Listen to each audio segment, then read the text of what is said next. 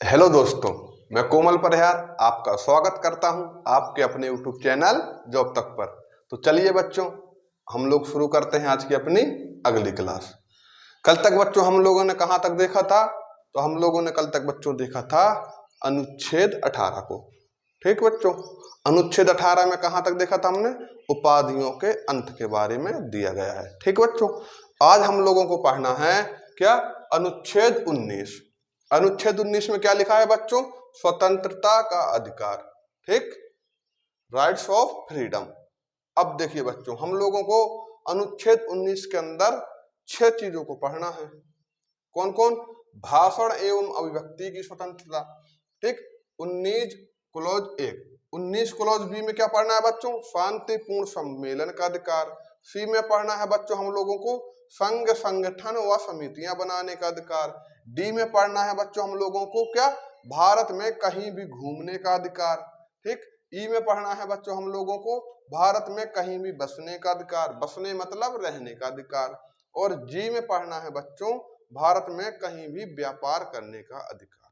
ठीक, तो अनुच्छेद 19 कौन कौन से अधिकार देता है बच्चों हमको? तो अनुच्छेद 19 बच्चों हमको भाषण एवं अभिव्यक्ति की आजादी की स्वतंत्रता देता है। और क्या देता है बच्चों?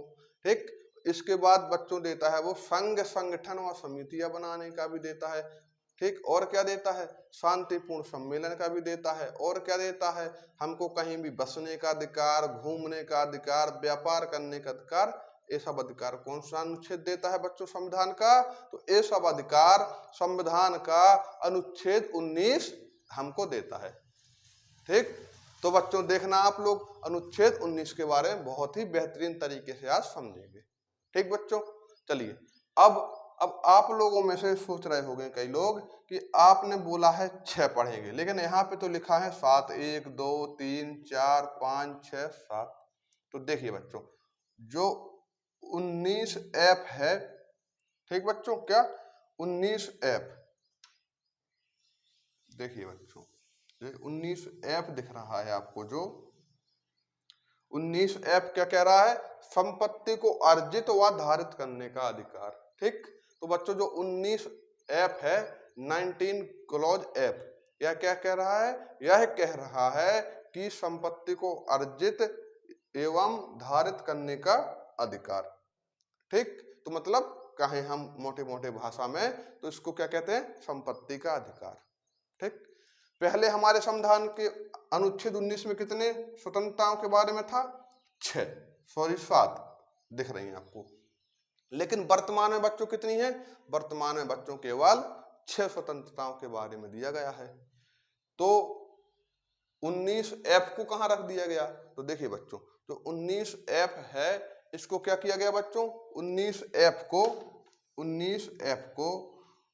1944 में 1944 में, ठीक बच्चों, 1978 में, उल्टा लिख दिया मैंने, 1978 में 44वें संविधान। ठीक, तो 1978 में 44वें संविधान संशोधन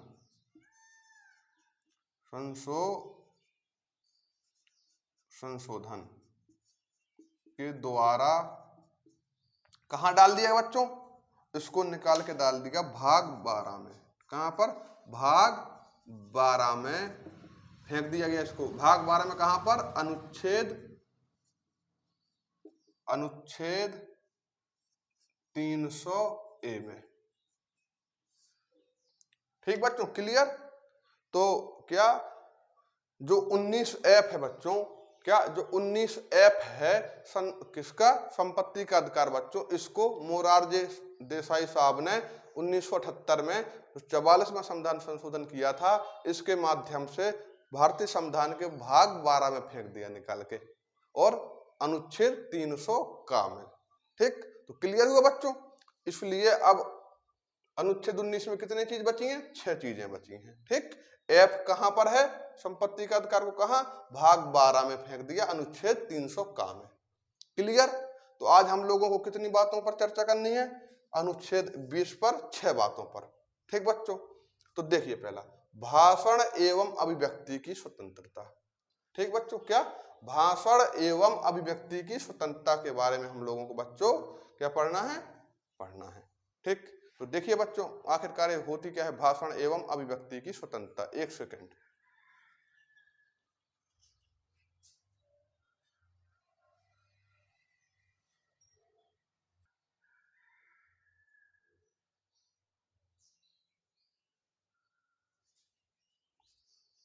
ठीक बच्चों, तो देखिए बच्चों भाषण एवं अभिव्यक्ति की स्वतंत्रता होती क्या है। देखिए बच्चों इसको हम लोग सिंपल तरीके से पढ़ते हैं।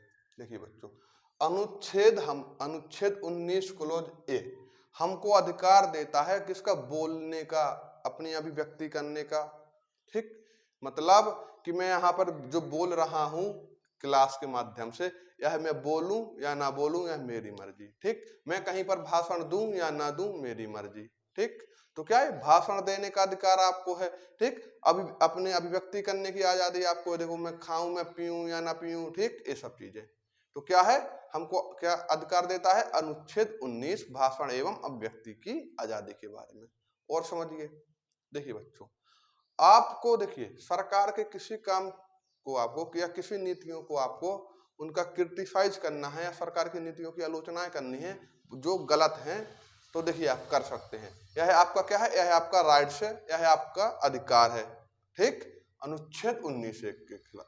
ठीक, तो हमको क्या कि सरकार की किसी भी चीज की आलोचनाएं करना है या क्रिटिसाइज करना है, आप कर सकते हैं, यह आपका अधिकार है। ठीक, कहीं पर भी आप बोल सकते हैं, आप देखा होगा रैली होती हैं उसमें बोलते हैं। ठीक, तो भाषण एवं भाषण एवं अभिव्यक्ति की तो है ही। ठीक, तो भाषण एवं अभिव्यक्ति की स्वतंत्रता। अब देखिए आपने अनुच्छेद 19 एक पढ़ लिया या 19 ए पढ़ लिया तो इसका मतलब ये नहीं कि आप कुछ भी बोलते जाएं। ठीक, आपका जो मन करे आप वो बोलते जाएं। ठीक बच्चों, तो ऐसा नहीं है। जो हमको ये स्वतंत्रताएं मिली हैं, जो हमको यह अधिकार मिले हैं, यह कुछ युक्त निर्बंधन के थ्रू मिली हैं। ठीक, युक्त निर्बंधन के तहत मिली हैं, कुछ युक्त निर्बंधन भी इसमें शामिल हैं। ऐसा नहीं कि आपने पढ़ लिया 19 से, आप तो बोले कि अब मैं सर्वसर्वा हूं, मेरा जो मन करे मैं बोलूं, आप चाहें तो रास्ता में गाली देते हुए निकल जाएं। समझ रहे हो, अशब्द भाषाओं का प्रयोग करते हुए निकल जाएं, तो इससे क्या होगा बच्चों, इससे पुलिस पकड़ेगी आपकी और आपकी खाल खींच लेगी। ठीक, तो मतलब ये नहीं है कि आपको अगर अनुच्छेद 19 ए प्राप्त है तो आप अपने मन मर्जी का बोलें। आपको ऐसा बोलना है जिससे लोक व्यवस्था ना बिगड़े। ऐसा नहीं कि आपको बोलने का अधिकार है तो आप माइक पे खड़े होकर जनता को भड़का दें या आप देश के खिलाफ कुछ बोल दें। ठीक, तो ये सब नहीं है। समझ रहे हो ना, मैंने बोला ना युक्त निर्बंधन के साथ हमको ये स्वतंत्रताएं मिली हैं। जैसे या आप किसी को चोर बोल दो, देखो चोर को चोर बोलो कोई बात नहीं, अगर आपने किसी ऐसे व्यक्ति को चोर बोल दिया जो चोर है भी नहीं, तो उसके पास क्या है बच्चों, तो उसके पास भी उनके अधिकार है। वह आपके खिलाफ मानहानि का मुकदमा चला देगा। ठीक, और मानहानि का मुकदमा चला देगा और आप पर जुर्माना भी लगा सकता है। समझ रहे हो ना। देखिए जब राहुल गांधी साहब नहीं बचे मानहानि में, आपने भी कुछ दिन पहले न्यूज में आ रहा था, खबर देखी होगी कि राहुल गांधी जी की सदस्यता रद्द हो गई, 2 साल की उनको कारावास की मतलब 2 साल की सजा, फिलहाल तो जमानत पर हैं। ठीक, किस बात पर हुई थी, 2019 में एक रैली में उन्होंने बोल दिया था शायद, ठीक, जाति सूचक शब्द बोला था। तो मैंने क्या बोला, इसलिए ऐसे शब्दों का हमको इस्तेमाल नहीं करना है जिनसे लोगों को ठेस पहुंचे या सामाजिक वातावरण में, समझ रहे हो ना। तो देखिए समझ में आया आपको, भाषण एवं अभिव्यक्ति मतलब हमको बोलने का अधिकार है। ठीक, अपनी अभिव्यक्ति करने का अधिकार है। अब ऐसा नहीं कि आप सामने वाले से कह दो कि जाओ उसको बंदूक मार दो या उसको गोली मार दो, मर्डर कर दो, कल के दिन आप कहो कि मुझे तो बोलने का अधिकार था मैंने बोल दिया। तो ऐसा बोलने का अधिकार नहीं है। या आप रास्ते चलते किसी भी, ठीक, कोई कुछ भी बोले, तो आपको यह सब अधिकार प्राप्त नहीं है अनुच्छेद 19 के तहत। बोलने का अधिकार है, अभिव्यक्ति करने का अधिकार है, अगर आपको सरकार की नीतियों का विरोध करना है आप कर सकते हैं, आपको अधिकार है, लेकिन एक सिस्टेमेटिक व्यू में कर सकते हैं। ऐसा नहीं कि आप मनमर्जी तरीके से कर दें या देश विरोधी नारे लगा दें, ठीक। तो इनसे क्या होगा, इनसे लोक व्यवस्था बिगड़ेगी, ठीक। इसलिए आपको जो अधिकार मिले हैं या युक्त निबंधनों के साथ मिले हैं, ठीक। ऐसा नहीं है कि आप मन मर्जी का बोले, आप कुछ भी बोलो लेकिन मर्यादा में, समझ रहे हो, ठीक। अब देखिए अनुच्छेद 19B, 19 कन्फर्म। अब देखिए अनुच्छेद 19B, 19B क्या कहता है बच्चों, शांतिपूर्ण सम्मेलन का अधिकार। क्या, शांतिपूर्ण सम्मेलन का अधिकार। अब इसको भी समझिए आप, यह क्या होता है बच्चों, देखिए आपने अभी कुछ दिन पहले देखा होगा, देखिए प्रैक्टिकली चीज बताऊंगा मैं आपको, न्यूज में चर्चाओं में था किसान आंदोलन, ठीक। उससे पहले क्या था, शाहीन बाग में महिलाएं बैठी थी, तो ये क्या, एक शांतिपूर्ण सम्मेलन होता है, देख, या फिर सरकार से अपनी किसी मांग को मानने के लिए मांगने के लिए, कि सरकार से कोई मांग मांगने के लिए हम लोग जब शांतिपूर्ण सम्मेलन करते हैं, जहां पर बैठ जाते हैं, वो क्या है, शांतिपूर्ण सम्मेलन का अधिकार हमारा है। लेकिन सम्मेलन वो शांतिपूर्ण हो, अगर उसमें उग्राव हो गया या बंदूक लेके आप सम्मेलन कर रहे हैं कि सरकार से हमारा अधिकार चाहिए, हम तो बंदूक चलाएंगे, ठीक, तो वहां पर फिर आपकी फिर से खाल खींच ली जाएगी सरकार के द्वारा, क्योंकि मैंने बोला ना, युक्त निर्बंधन के साथ लोक व्यवस्था नहीं बिगड़नी चाहिए। समझ में आ रहा है आपको, तो आपको शांतिपूर्ण सम्मेलन का भी अधिकार है, संघ संगठन व समितियां बनाने का अधिकार। तो देखिए बच्चों, संघ संगठन समितियां बनाने का अधिकार है, देखते हैं आप आरएसएस है कि नहीं है, हिंदू युवा वाहिनी संगठन बना था उत्तर प्रदेश में, है कि नहीं है, बजरंग दल जैसे संगठन चल रहे हैं, नहीं चल रहे हैं, तो संगठन बनाने का भी आपको अधिकार है, ठीक। किसके तहत, अनुच्छेद 19 के तहत।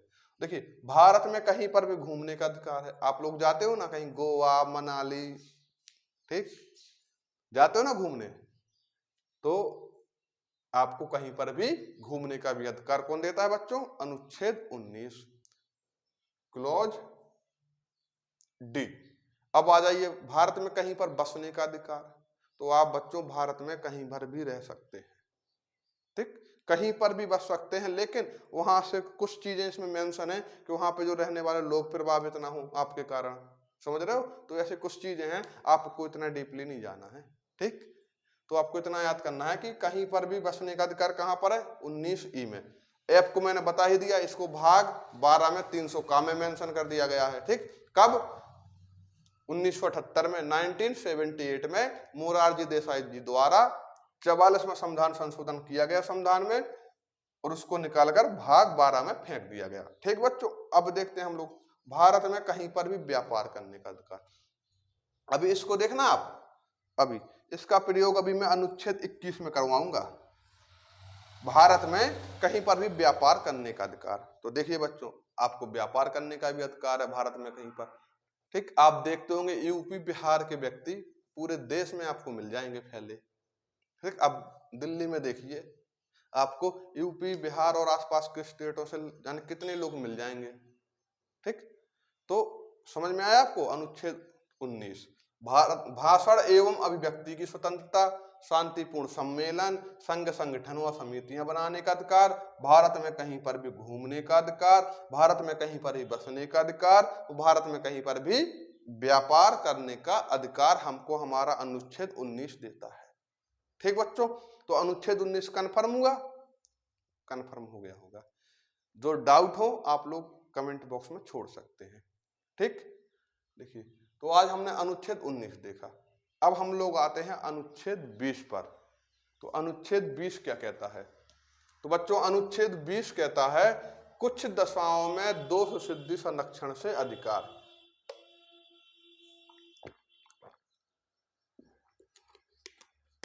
क्या कहता है बच्चों हमारा अनुच्छेद 20, हमारा अनुच्छेद 20 कहता है बच्चों कुछ दशाओं में दोष सिद्धि संरक्षण से अधिकार।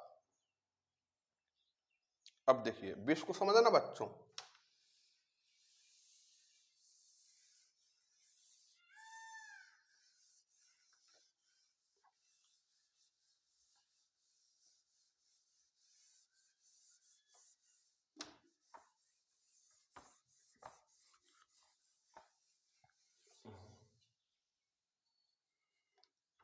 अनुच्छेद 20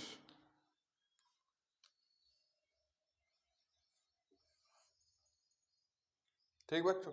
अब अनुच्छेद 20 में देखिए कुछ दशाओं में दोष सिद्धि संरक्षण का अधिकार। ठीक, हम अनुच्छेद 20 के तहत बच्चों, अनुच्छेद 20 के तहत 3 भागों को पढ़ेंगे। अनुच्छेद 20 के देखिए क्या है इसमें, कुछ दशाओं में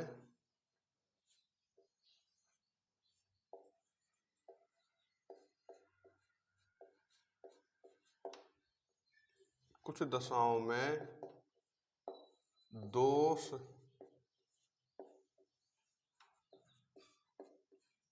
सिद्धि, कुछ दशाओं में दोष सिद्धि संरक्षण का अधिकार थे।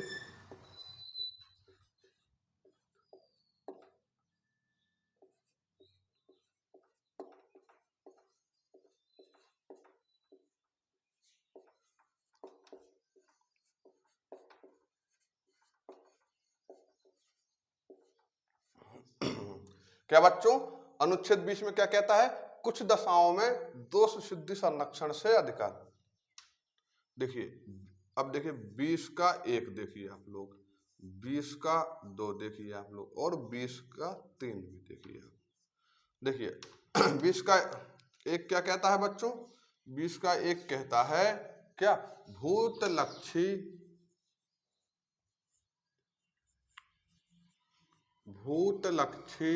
डांडिक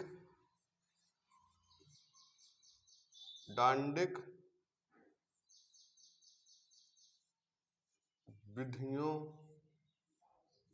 से संरक्षण। ठीक बच्चों, तो 20 को लॉजिक क्या कहता है, भूतलक्षी दांडिक विधियों से संरक्षण। ठीक, अब देखिए बच्चों और क्या कहता है बच्चों, अब दूसरी 20(2) कहता है क्या, खुद के खिलाफ गवाही देने से संरक्षण। और क्या कहता है बच्चों, ठीक, तो क्या, खुद के खिलाफ गवाही देने से संरक्षण और दोहरे दंड से संरक्षण। ठीक, तो देखिए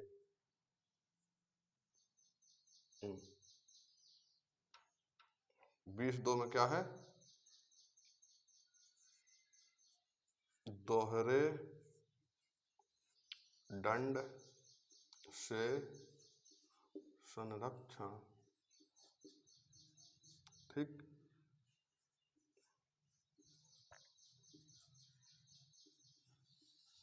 खुद के खिलाफ गवाही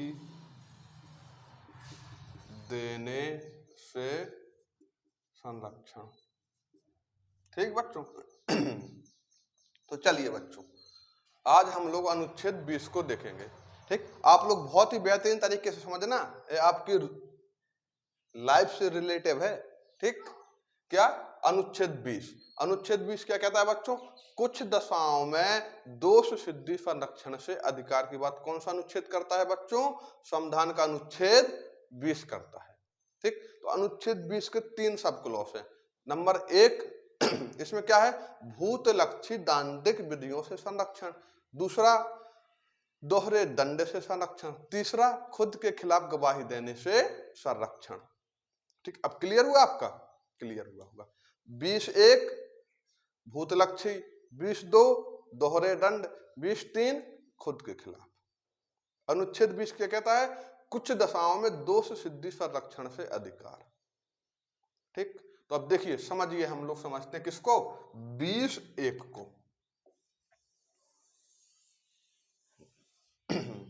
20(1) भूतलक्षी दांडिक विधियों से संरक्षण।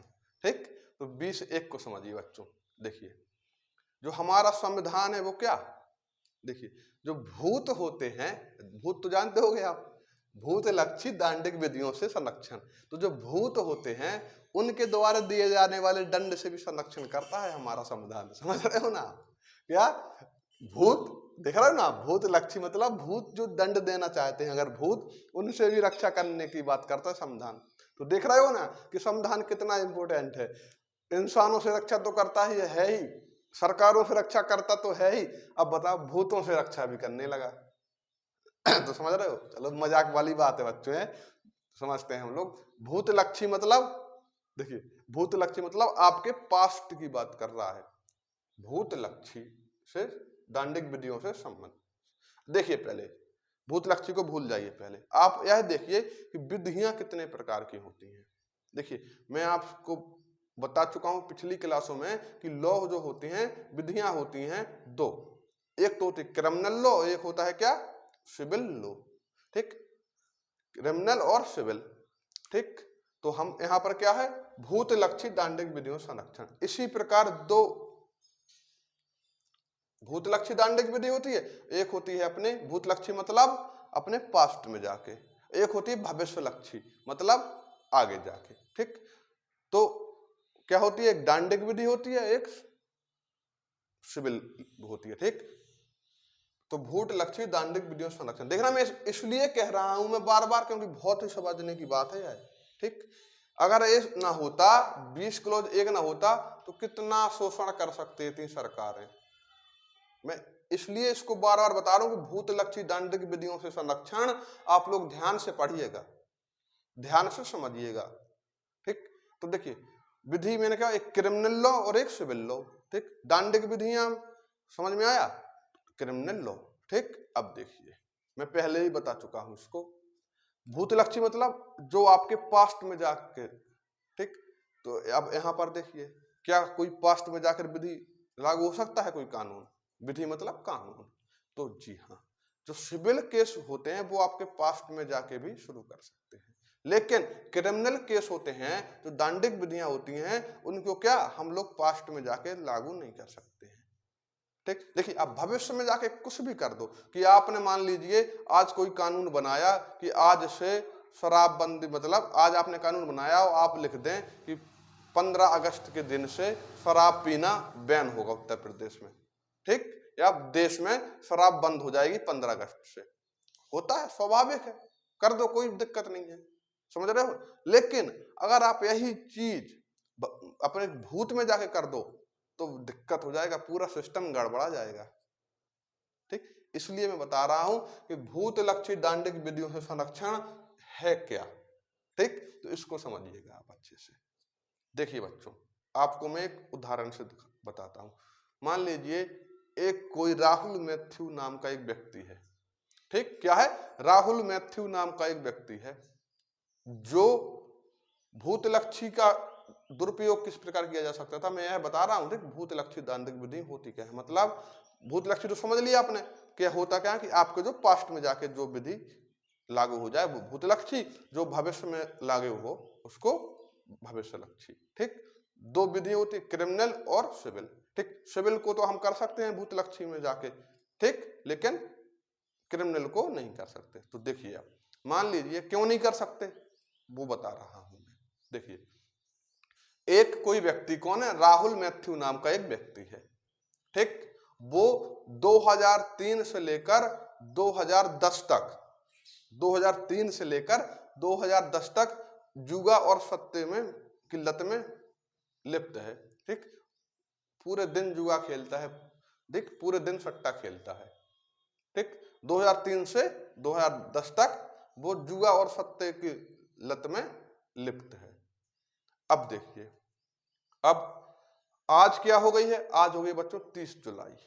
ठीक, तो अब क्या होगा, अब मान लीजिए सरकार आज ऐसा कोई कानून बनाए, ठीक, जो कह दे कि आज से यहां पर क्या सट्टा बंद है। ठीक, तो आज से कोई दिक्कत नहीं है। या कोई सरकार ने कानून बनाया, ठीक, कि आज से यहां पर शराब बंद है, तो ठीक है, बंद है। ठीक, शराब सट्टे से छोड़ लो, आप शराब से सोच लीजिए। ठीक, स्वाभाविक सी है कि मान लो कोई व्यक्ति है, राहुल मैथ्यू है, वो क्या करता है, वो मान लीजिए 2003 से लेकर 2010 तक शराब के नशे में लिप्त रहता है, बहुत शराब पीता है। ठीक, लेकिन अब क्या है, वर्तमान अभी नहीं पी रहा है। अब सरकार ने मान लो कोई कानून बना दिया कि शराब रोकथाम अधिनियम 2023 बना दिया। ठीक, क्या शराब रोकथाम अधिनियम 2023 बना दिया सरकार ने। अब क्या होगा, और सरकार उसको जाकर 2003 से लागू कर दे कि शराब रोकथाम अधिनियम 2023 2003 से लागू होगा और इसके तहत 50 साल की सजा दी जाएगी। तो देखिए अब यहाँ पर राहुल मैथ्यू फंस गए, नहीं फंस गए? अभी तो वो दारू नहीं पीता है, अभी तो सही है, लेकिन सरकार ने क्या किया, 2003 में जाके लागू कर दिया वो। अब उस समय तो राहुल मैथ्यू दारू पीते थे, तो राहुल मैथ्यू पकड़े गए, 50 साल की सजा हो गई, राहुल मैथ्यू बर्बाद। तो देख रहे हो किस हद तक इसका दुरुपयोग हो सकता था, ठीक? इसलिए हमारी जो संविधान निर्माता थे उन्होंने क्या किया, भूतलक्षी दांडिक विधियों से आपको संरक्षण दिया है कि सरकार ऐसा कोई भी कानून नहीं बनाएगी जो आपके भूत में जाके लागू हो, आपने भूत में कुछ किया हो, ठीक? अब ऐसा नहीं होगा कि वो कानून लागू कर दे, वहां से आपको पकड़ के जेल में डाल दे। ये तो हो गया आम नागरिकों की बात। अब देखिए बच्चों, अगर ये भूतलक्षी दांडिक विधि बनती होती तो राजनीतिक में क्या होता। देखिए बच्चों, मान लीजिए उत्तर प्रदेश की सरकार से देख लेते हैं, ठीक? इससे पहले किसकी, बीएसपी की सरकार थी, ठीक? या अभी से देख ली, बीएसपी याद हो गए। इससे पहले क्या थी, उत्तर प्रदेश में सपा सरकार थी, ठीक? अब सपा सरकार ने 100 डायल करो मतलब 100 नंबर पुलिस सेवा शुरू की थी अखिलेश यादव साहब ने, ठीक ठीक 100 डायल 100 शुरू की थी, सरकार उनकी चली गई। अब देखिए 100 नंबर चालू तो की उनने, सरकार चली गई, प्रेजेंट में सरकार किसकी है, बीजेपी की। अब मान लो बीजेपी को देखना है कि रुक जाओ, हमें बदला लेना है इनसे, अखिलेश यादव को, मतलब विपक्ष की पार्टी को पूरा कमजोर कर देना है, तो क्या करेगी बीजेपी, अगर ये अनुच्छेद नहीं होता तो अनुच्छेद करे बीजेपी करेगी कि उत्तर प्रदेश में 100 नंबर सेवा डायल करना, 100 नंबर सेवा या डायल 100 सेवा को शुरू करना अपराध है, इसके तहत आजीवन कारावास दिया जाएगा। हो गया पारित, क्या होगा, पूरी सपा पार्टी जेल में, समझ रहे ना। तो इसका दुरुपयोग ना हो कि सरकारें आपके भूत में जाके, ठीक, कोई ऐसे कानून ना लागू कर दें जिससे आपके प्रेजेंट में फर्क पड़े, इसलिए इसको क्या, भूतलक्षी से आपको संरक्षण है अनुच्छेद 20 क्लॉज 1 में, ठीक, समझ रहे हो ना। मैंने एक एक चीज आम नागरिकों को से संबंधित एग्जाम्पल्स दे दिया आपको और सरकारों से संबंधित भी एग्जाम्पल्स दे दिए आपको, ठीक। तो भूतलक्षी दांडिक विधियों से संरक्षण। अब आ जाते हैं दोहरे दंड से संरक्षण। इसका मतलब क्या है बच्चों, देखिए बच्चों, इसका मतलब यह है कि आपको किसी एक अपराध के लिए 2 बार दंडित नहीं किया जाएगा, ठीक। मतलब जैसे कि आपने चोरी की, ठीक, और आपको एक बार सजा भूल गई कि 2 साल की सजा है, आपने चोरी की, आपको कोर्ट से 2 साल की सजा मिल गई, आपने 2 साल की सजा काट के आप वापस आ गए, तो अब ऐसा नहीं है कि फिर पुलिस वाले आपको उठा लें और फिर से आपको 2 साल की सजा सुना दें, ठीक। तो इससे भी हमको संरक्षण है, ठीक, दोहरे दंड से संरक्षण है कि आप जेल से सजा काट के आए, पुलिस वालों ने देखा है तो वही चोर है, फिर उनने पकड़ा, चल जाओ बेटा जेल में, तो ऐसा नहीं है। देखिए बच्चों, हमारे यहाँ पर क्या है, दोहरे दंड से संरक्षण है, ठीक। तो आपको किसी भी अपराध के लिए केवल एक बार ही सजा मिलेगी। अब ऐसा नहीं कि आपने चोरी करी, अब 2 साल की सजा काट के आ गए, आप बोले बस मैं तो सजा काट आया, तो आप फिर चोरी करें। आप जितनी बार चोरी करोगे उसके लिए हर बार अलग अलग सजा मिलेगी। ऐसा नहीं कि आप एक बार सजा काट आए तो फिर आप चोरी करते रहें, फिर कोई नहीं पकड़ेगा।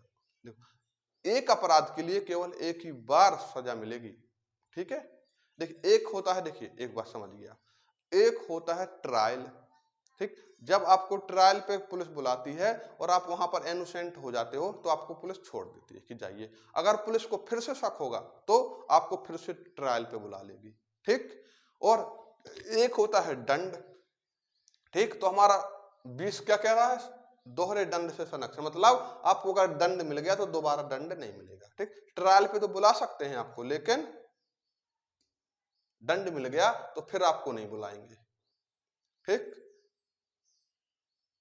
देख लेते हैं 20(3), खुद के खिलाफ गवाही देने से संरक्षण। अब यह क्या होता है बच्चों कि खुद के खिलाफ गवाही देने से संरक्षण, यह क्या होता है, क्या होता है, मतलब होता है ना कि खुद के खिलाफ गवाही, अगर देखिए आप लोग खुद के खिलाफ गवाही दोगे, वो गवाही कोर्ट में मान्य नहीं होगी, ठीक। क्यों नहीं होगी, देखिए इसमें जो शासन प्रशासन है वो आपसे जबरदस्ती भी गवाही दिलवा सकता है। आपको घर वालों को बंदी बना लिया, आपसे गवाही दिलवा ली, समझ रहे हो ना। तो इसलिए कि इसका भी दुरुपयोग ना हो, इसलिए आपको क्या खुद के खिलाफ गवाही देने से संरक्षण प्राप्त है। देखिए आपने देखे होंगे 2-3 टेस्ट, आपने देखा होगा वो कहते हैं ना कि लाई डिटेक्टिव टेस्ट होता है, नार्को टेस्ट होता है, पॉलीग्राफी टेस्ट होता है। अभी आपने श्रद्धा मर्डर केस वाले में देखा होगा, ठीक। और एक तलवार केस आया था, ठीक, वो वाला देखा होगा। तो आपने ऐसे कई सुना, और न्यूज में भी आता रहता है कि उसका पॉलीग्राफ टेस्ट करवा दो, ठीक, या लाई डिटेक्टिव टेस्ट करवा दो। देखिए सुप्रीम कोर्ट ने कई बार बोला है कि ये सब असंवैधानिक है, ठीक, लेकिन करवा देते हैं क्योंकि देखो व्यवहारिक स्तर पर इनको अमल करना भी उतना संभव नहीं है, ठीक। मान लीजिए एक लाई डिटेक्टिव होती है, ठीक, लाई डिटेक्टिव मशीन होती है ना, जो आपके हृदय की धड़कनों समझ लेती है कि आप सही बोल रहे हो या नहीं। उन्हें एक लगाया पिलक आपके यहाँ पे उंगली में, 2 4 5 यहाँ पे लगाए, बैठा दिया। तूने चोरी की? साहब मैंने चोरी नहीं की, मैं निर्दोष हूं। वहां पे मशीन में जल गया रेड बटन कि झूठ बोल रहा है, ठीक। 4 मारे उन्होंने, हाँ हाँ साहब की है। कितने रुपए चुराए? साहब मात्र 2000। फिर लाल जल गई कि झूठ बोल रहा है, फिर उनने 4 मारे, हाँ सर। तो ये होता है ना, ये हमारी गवाही कोर्ट में मान्य नहीं होगी, ठीक। तो मतलब आप खुद के खिलाफ गवाही नहीं दे सकते। श्रद्धा मर्डर केस देख लीजिए आप, जंगलों में छान रहे वेपन को कि किस हथियार से मारा, कुछ तो मिल जाए श्रद्धा का। वो तो कह रहा था कि मैंने मारा, क्यों नहीं कोर्ट ने सजा सुना दी? देखिए इसीलिए खुद के खिलाफ गवाही देने से संरक्षण प्राप्त है हमको, अनुच्छेद 20 क्लॉज 3, ठीक। अब ये तो हो गई बात। अब मान लीजिए लाई डिटेक्टिव मशीन है वह मिल जाए भारतीय पत्नियों को, फिर क्या होगा? फिर तो अच्छे बवाल कर जाएगा। पति ऑफिस से घर आए, चाय पानी तो बाद में, पहले बैठो मशीन पर। कहाँ गए थे आज? दिन भर ऑफिस रहे, मैनेजर से तो बात नहीं की।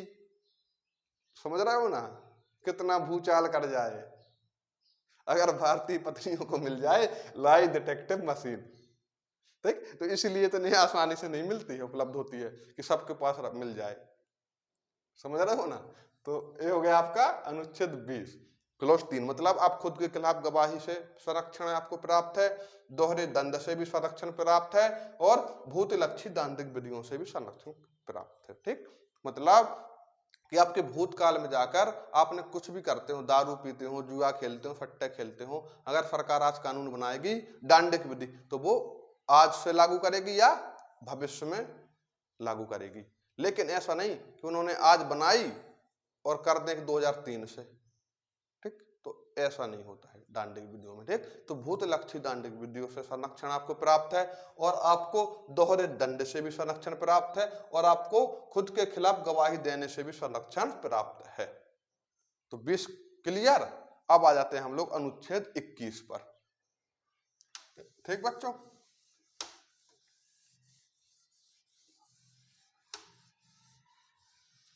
अनुच्छेद 21, अब देखते हैं बच्चों अनुच्छेद 21 क्या कहता है। अनुच्छेद 21 कहता है बच्चों, प्राण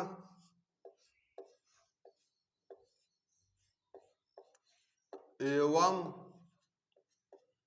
दैहिक स्वतंत्रता का अधिकार, ठीक। 21 क्लॉज ए क्या कहता है? शिक्षा का अधिकार।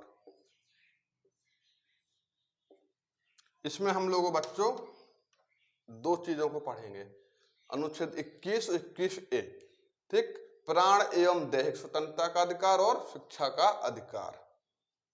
अब थोड़ा पानी पी लूं मैं, तब तक आप लिख लीजिए।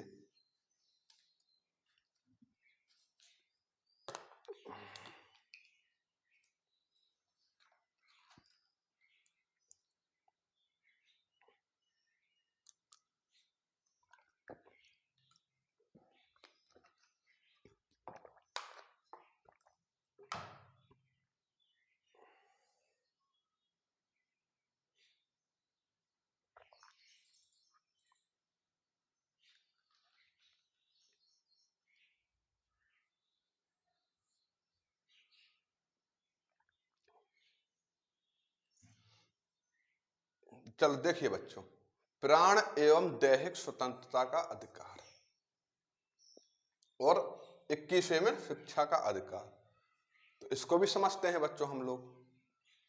पहला देखते हैं, प्राण एवं दैहिक स्वतंत्रता का अधिकार, अनुच्छेद 21।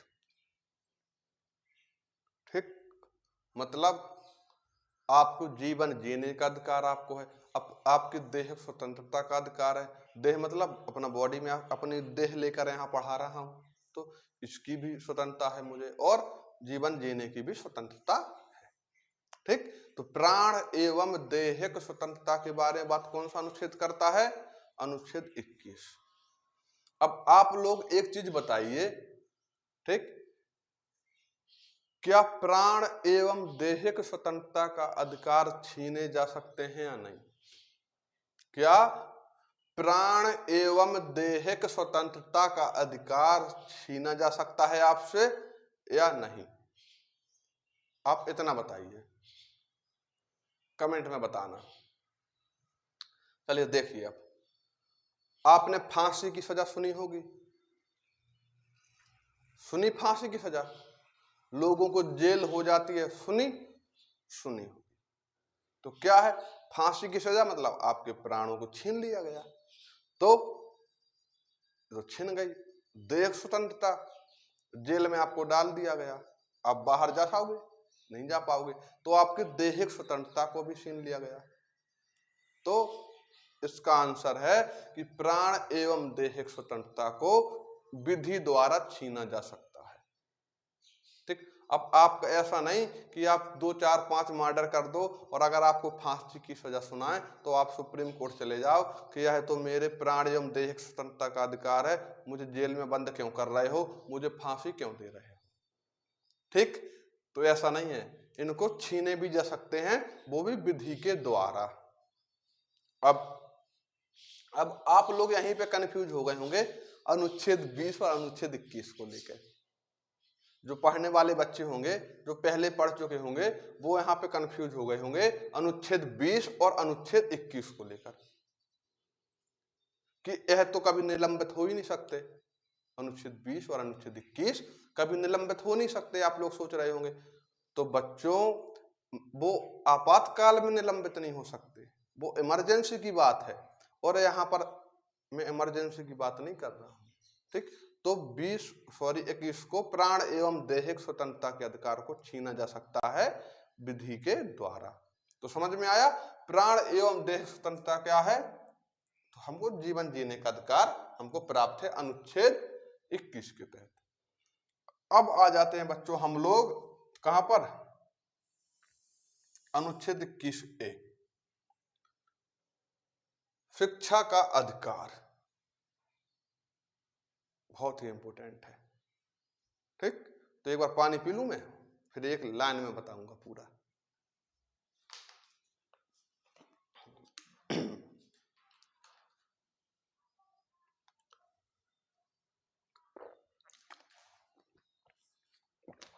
देखिए बच्चों, शिक्षा का अधिकार, इसको जानने के लिए बच्चों हमको कहां पर जाना होगा? 1984 में जाना होगा, 1984 में। इस समय बच्चों कर्नाटक राज्य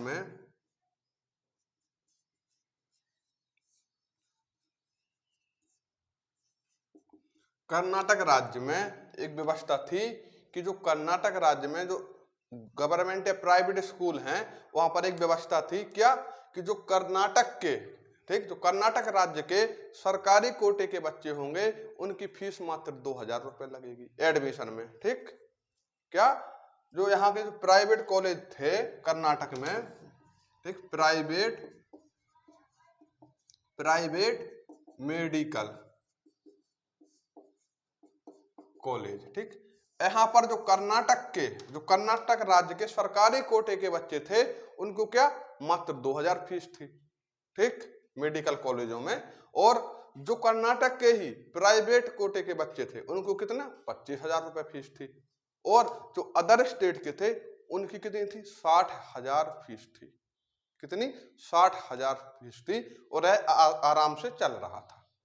ठीक, और ये सब चीजें आराम से चल रही थी। ठीक, मतलब सरकारी कोटे के हैं 2,000, प्राइवेट कोटे के हैं 25,000 कर्नाटक राज्य में। ठीक, आराम से चल रहा था। अब 1990 पे आते हैं। ठीक, 1990 में एक लड़की थी दीवाने वाली सी नहीं, पढ़ने वाली लड़की थी। ठीक, एक लड़की थी मोहिनी जैन करके। कहाँ की लड़की थी? उत्तर प्रदेश की थी। अब उत्तर प्रदेश के हैं तो फिर समझ लो। ठीक, तो उत्तर प्रदेश की लड़की थी मोहिनी जैन। वो कहाँ? कर्नाटक गई पढ़ाई करने के लिए, और उन्होंने वहां पर देखा कि यहाँ पे एडमिशन फीस कितनी है? 60,000 रुपए है। अब इस समय बच्चों यह 60,000 रुपए बहुत ज्यादा होते थे। ठीक, क्या यह 60,000 बहुत ज्यादा होते थे? देखिए बच्चों, 21 क्लोज ए जोड़ा गया, उसी की पृष्ठभूमि बता रहा हूं क्यों जोड़ा गया, कैसे जोड़ा गया। ठीक, तो क्या मोहिनी जैन गई कर्नाटक पढ़ने, वहां पर फीस कितनी थी? 60,000। और उस टाइम 90 के दशक में 60,000 एक बहुत बड़ी बात होती थी। तो बच्ची यूपी की थी, गई सुप्रीम कोर्ट पहुंची। इन्होंने सुप्रीम कोर्ट में कहा कि साहब अनुच्छेद 21 जीवन जीने का अधिकार देता है हमको, प्राण एवं दैहिक स्वतंत्रता का अधिकार देता है, जीवन जीने का अधिकार देता है। तो क्या यह हमको सम्मान के साथ जीवन जीने का अधिकार देता है या इसी प्रकार देता है? ठीक, तो कहां गई है? सुप्रीम कोर्ट गई। कौन? मोहिनी जैन। मोहिनी जैन कहा? सुप्रीम कोर्ट गई, और सुप्रीम कोर्ट में ने कहा कि हमें अनुच्छेद 21 के तहत जो प्राण एवं दैहिक स्वतंत्रता की आजादी मिली है, या प्राण एवं दैहिक स्वतंत्रता का अधिकार मिला है, जीवन जीने का अधिकार मिला है, या सम्मान के साथ जीने का अधिकार मिला है, या ऐसे ही जीने का अधिकार। तो सुप्रीम कोर्ट ने कहा ठीक कि देखिए, जीवन तो एक जानवर भी जीता है।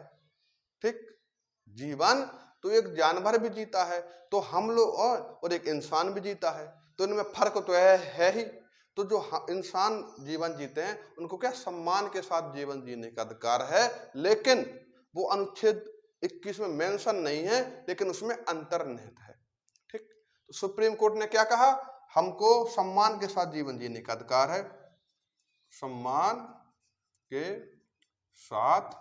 ठीक, सम्मान के साथ जीने का अधिकार है, लेकिन यह मेंशन नहीं है, लेकिन उसमें अंतर्निहित है। अब देखिएगा फिर मोहिनी जैन ने क्या कहा। देखिए, तो पहले समझो इतना। मोहिनी जैन बोली कि हमको जीवन जीने का अधिकार है, सम्मान के साथ है या ऐसे ही। तो सुप्रीम कोर्ट बोला जीते तो ऐसे जानवर भी हैं, लेकिन ठीक, इसलिए इंसानों को सम्मान के साथ जीवन जीने का अधिकार है। तो मोहिनी जैन बोली कि अगर सम्मान के साथ जीने का अधिकार है, ठीक, तो अगर मेरे पास शिक्षा नहीं होगी तो मुझे सम्मान कैसे मिलेगा?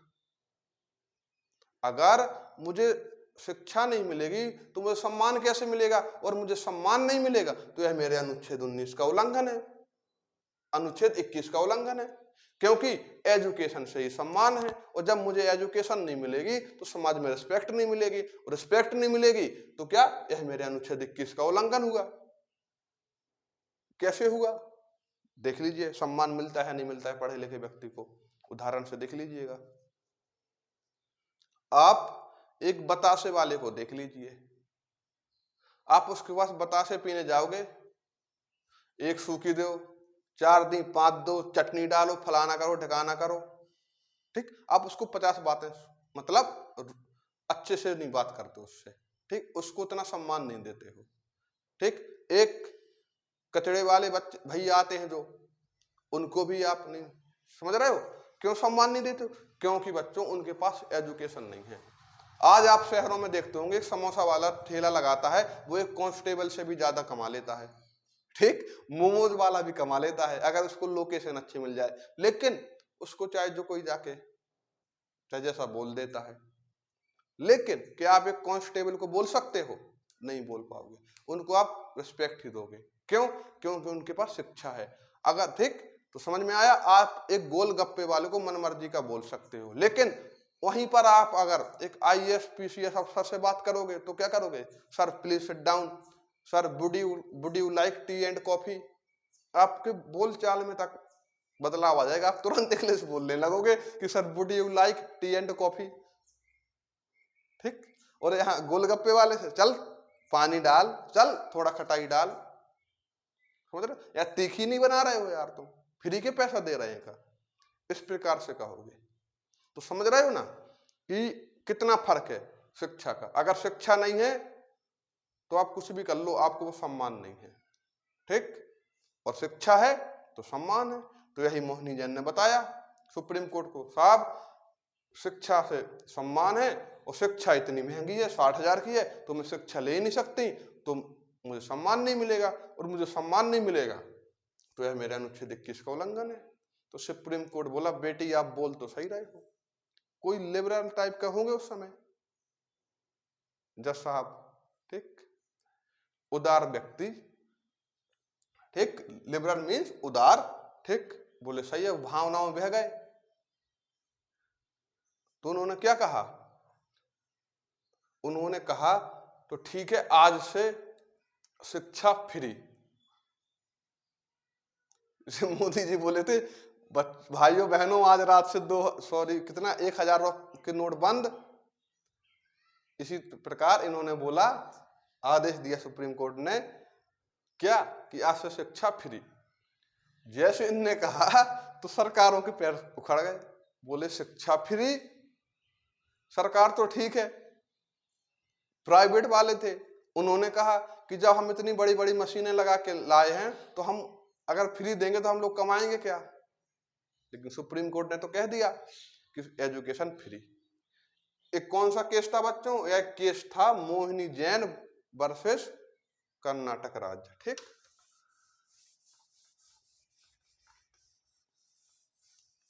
ठीक बच्चों, केस लिख लेना आप। ठीक, पूछ लेता है अनुच्छेद 21 शिक्षा के अधिकार से किसका, मोहिनी जैन,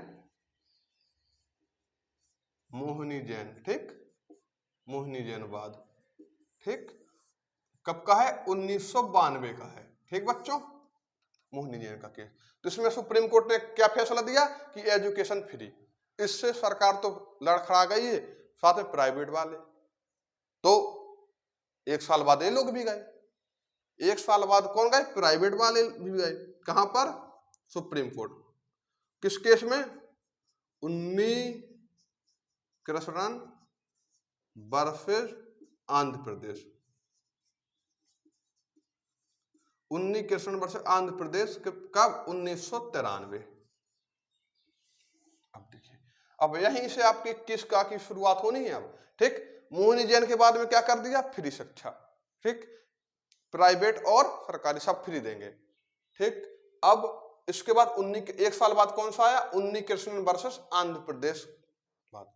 इसमें जो प्राइवेट संस्थाएं थी वो बोली साहब हम फ्री शिक्षा कैसे दे सकते हैं, आपने एक मूल अधिकार को तो इतनी प्रायोरिटी दे दी।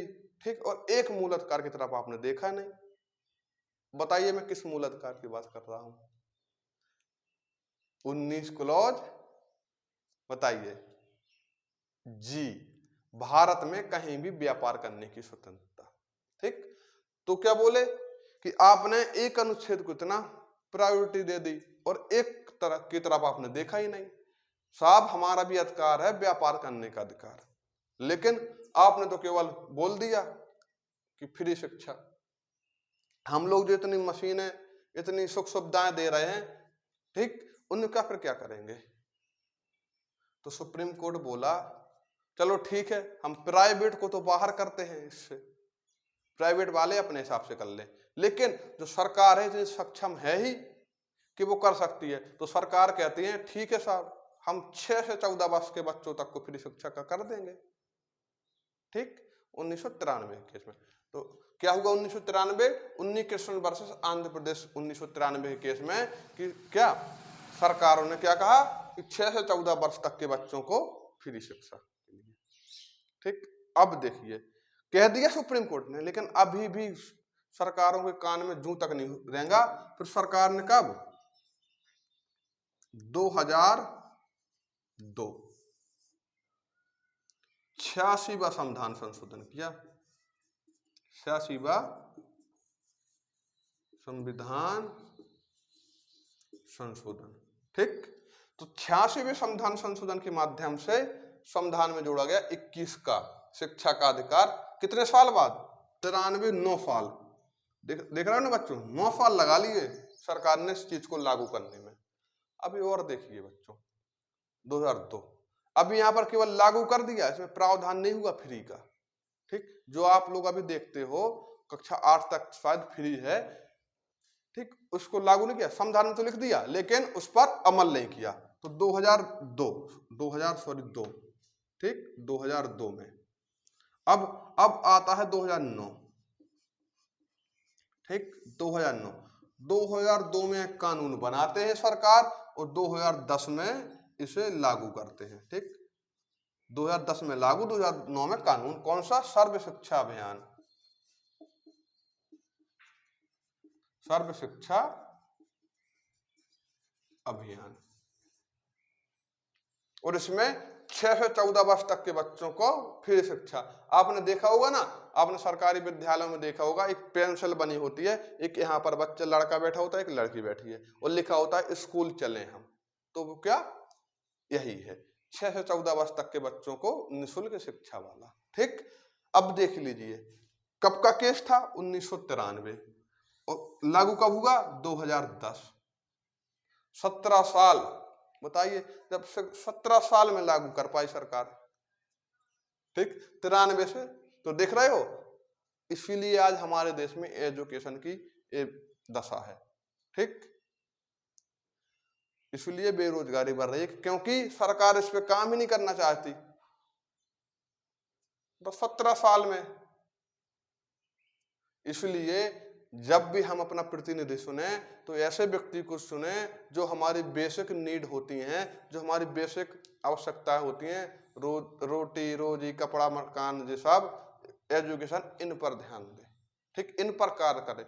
लेकिन हम लोग आज कहाँ देखते हैं? हम लोग तो देखते हैं कि बस ठीक है, खैर वो अलग मैटर है, हमको यहाँ पर देखना है। तो आप समझ में आया 21A कब जोड़ा गया, ठीक। 86 में संविधान संशोधन 2002 के माध्यम से जोड़ा गया, ठीक। इनसे संबंधित कौन से केस हैं? एक तो है मोहिनी जैन, एक है उन्नी कृष्णन। मोहिनी जैन 1992 का केस है, उन्नी कृष्णन वर्सेस आंध्र प्रदेश 1993 का केस है। कंफर्म? अब देख लीजिए, एक निजता का अधिकार आपने पढ़ा होगा, क्या? निजता का अधिकार, ठीक। ये सब किस में आता है? निजता का अधिकार आता है, आजीविका का अधिकार होता है बच्चों, ठीक, और प्रदूषण मुक्त पर्यावरण का अधिकार है। यह सब किस में आते हैं बच्चों? यह सब आते हैं हमारे अनुच्छेद 21 में, ठीक। निजता का अधिकार देखा आपने, निजता का अधिकार, ठीक बच्चों। क्या? निजता का अधिकार, ठीक बच्चों, निजता का अधिकार हो गया। और आजीविका का अधिकार, आजीविका का अधिकार, ठीक। और क्या हो गया? आजीविका के बाद क्या होगा बच्चों? प्रदूषण मुक्त पर्यावरण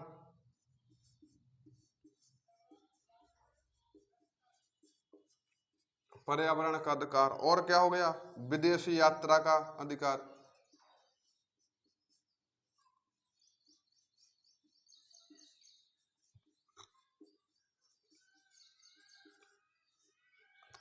ये सब बच्चों किसके अंतर्गत आते हैं? यह सब आते हैं बच्चों अनुच्छेद 21 के अंतर्गत, ठीक। अब देखिए बच्चों, निजता का अधिकार समझ लीजिए है क्या। पूछ लेता है यहां से कि निजता का अधिकार किस अनुच्छेद में मेंशन है, तो हम लोग क्या कहेंगे बच्चों? अनुच्छेद 21 में। निजता का अधिकार मतलब प्राइवेसी का अधिकार, ठीक। अब देखिए ये क्या होता है, आपने देखा होगा सरकार फोन टैप कर लेती है अपराधियों के, ठीक, समझ रहे हो ना। नार्को टैक्स कर लेती हैं, जो मैं बता चुका हूं आपको। ठीक, तो ये क्या है साहब, ये निजता के अधिकार में है। जैसे फोन टैप कर लिया सरकारों ने, तो ये आपकी क्या निजता के अधिकार का हनन है। लेकिन क्या कहा मैंने, अभी व्यवहार में इसको लागू उतना करना संभव नहीं है, क्योंकि जो अपराधी होते हैं उनका सरकार को मजबूरी बस फोन टैप करना होता है। अब ऐसा तो होगा नहीं कि कोई अपराधी है, ठीक, उसका फोन टैप कर लिया तो सुप्रीम कोर्ट जाएगा कि साहब देखिए इन्होंने हमारा फोन टैप कर लिया, यह हमारी निजता का अधिकार का उल्लंघन है। जैसे कोर्ट जाएगा तो वहां पे धरना लिया जाएगा। ठीक, समझ लीजिए। इसलिए जो निजता का अधिकार होता है, जैसे फोन टैप, सबसे अच्छा उदाहरण है आपका फोन टैप कर लेना, मतलब फोन हैक कर लेना। आपकी कॉल डिटेल पूरी सरकार के पास होती है, नहीं होती है। सबसे उचित उदाहरण दे दिया मैंने निजता के अधिकार का। ठीक, और तो पूछे आपसे अगर कि जो निजता का अधिकार है वो कहाँ, अनुच्छेद 21 के अंतर्गत। ठीक, निजता का अधिकार। और क्या है, आजीविका का अधिकार है, प्रदूषण मुक्त पर्यावरण का अधिकार है, विदेशी यात्रा का अधिकार है। सब किस में आता है, अनुच्छेद 21 के अंतर्गत ही आते हैं। तो आशा करता हूं आपको समझ में आया होगा। ठीक, और जहां समझ में ना आया हो आप कमेंट छोड़ सकते हैं कि यहां पर समझ में कम आया है या बिल्कुल नहीं आया है। ठीक, बाकी मैं कोशिश तो पूरी करता हूं कि आपको परफेक्ट तरीके से बता सकूं। ठीक, तो बताना आप मोहिनी जैन का केस कब आया था, कमेंट में डाल देना मोहिनी जैन। ठीक, कमेंट में पिन करना आप, मोहिनी जैन का केस कब आया था। ठीक, किस अनुच्छेद से संबंधित है। ठीक, तो आज हम विदा लेते हैं, आज की क्लास को हम यहीं पे समाप्त करते हैं। अगर आपको क्लास अच्छी लगे तो वीडियो को लाइक करें, शेयर करें, कमेंट करें और मेरे यूट्यूब चैनल को सब्सक्राइब जरूर करें, क्योंकि ये मेरा ही नहीं आपका भी यूट्यूब चैनल है। ठीक, तो जय हिंद, आपका दिन शुभ हो।